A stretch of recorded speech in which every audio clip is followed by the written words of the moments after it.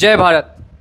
कैशी personal instant loan application, नाम आपने already सुन रखा होगा और काफ़ी जानकार भी होंगे इस एप्लीकेशन के बारे में। आज के इस वीडियो में डिस्कस करेंगे कि अगर आप कैशी नामक एप्लीकेशन से किसी भी तरीके का लेन देन करते हैं, यानी कि लोन लेते हैं और लोन लेने के बाद कोई भी ऐसा रीज़न आता है जिस वजह से आप रीपेमेंट करने से चूक जाते हैं, यानी कि ईएमआई आपकी बाउंस करती है, ईएमआई डिफ़ॉल्ट कर जाती है, इसके बाद आपको क्या करना है और कैशी एप्लीकेशन क्या कर सकती है, इन दोनों टॉपिक्स के ऊपर में बात होगी आज के इस वीडियो में।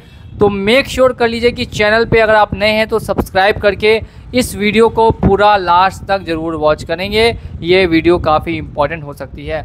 आप लोगों को मैं बता दूं, यही है कैशी लोन एंड क्रेडिट लाइन, जो प्ले स्टोर पर उपलब्ध है 4.5 स्टार की रेटिंग के साथ और लगभग 10 मिलियन यानी कि 1 करोड़ से भी ज़्यादा डाउनलोड्स हैं और लाखों यूज़र्स अभी इसको यूज़ कर रहे हैं।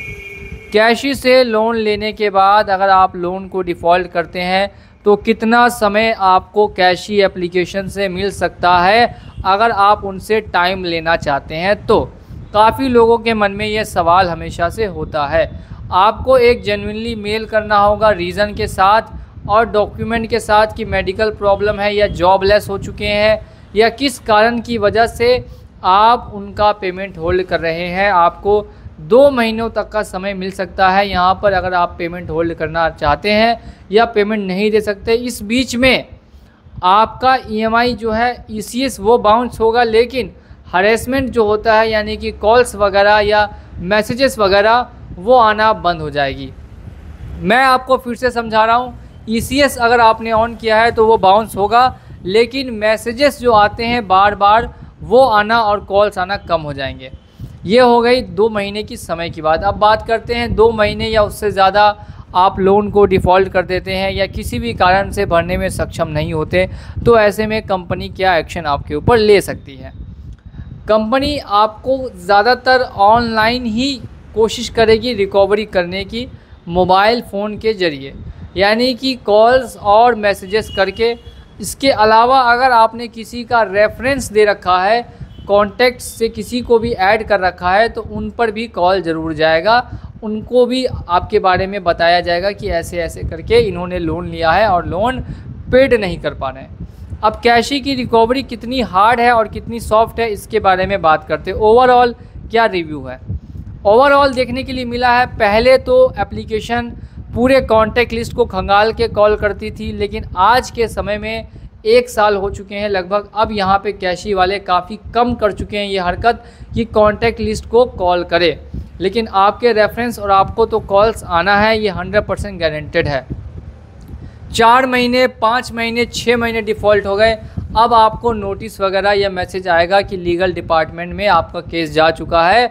अगर आप चाहते हैं लोन को सेटल कराना तो आप इतना इतना अमाउंट देके अपने लोन को सेटल करा के क्लोज़ करा सकते हैं। मान लेते हैं अगर आपने लाख रुपया लिया है तो 25, 30, 35, 40 हज़ार रुपये तक का ऑफ़र आपको दिया जाएगा। जितना बड़ा लोन है उस हिसाब से 30%, 35% का ऑफ़र कंपनी आपको करेगी कि इतना पैसा देकर हम आपका लोन जो है हमेशा हमेशा के लिए क्लोज़ करना चाहते हैं। अब ऐसे में डिपेंड करता है कि आप उतना पैसा उस समय देने में सक्षम हैं कि सक्षम नहीं है।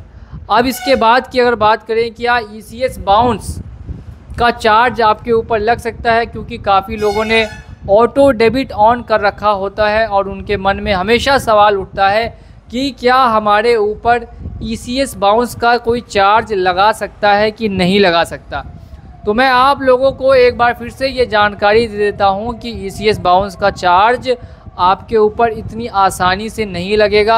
अगर आप जेन्युइन डिफ़ॉल्टर हैं, यानी कि आप इंटेंशनल डिफ़ॉल्ट, जानबूझ के डिफ़ॉल्ट नहीं कर रहे हैं, कोई आपके पास वैध कारण है तो आपके ऊपर कोई चार्ज नहीं लग रहा।